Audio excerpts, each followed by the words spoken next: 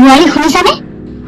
মা কওকচোন। কলিতানীৰ বোৱাৰীয়েক যে ইমান টেঙৰ, বিয়া হৈ আহি ঘৰুৱা বিজনেছ আৰম্ভ কৰি দিলে। হাঁহ কুকুৰা পুহিছে, ফাৰ্ম খুলিছে, এই শাক পাচলি লগাইছে।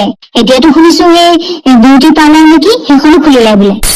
বোৱাৰী, মই মানে কৈছো কি যে যদি তোমাৰো কিবা কাম কৰিবলৈ মন যায়, মানে তোমাৰ যদি নিজৰ কিবা টেলেণ্ট আছে তেন্তে তাকে তুমি নিজৰ ইনকামৰ এটা বাট হিচাপে নোলোৱা কেলে?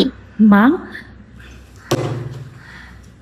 নাই মা, আপুনি এইবোৰ কি কথা কৈছে? আপোনাৰ লগত, আমাৰ এখেতৰ লগত আৰু এইখন ঘৰৰ মানুহখিনিৰ লগত কাজিয়া কৰাৰ কাৰণেও মই জানো এতিয়া পইচা ল'ব পাৰোঁ?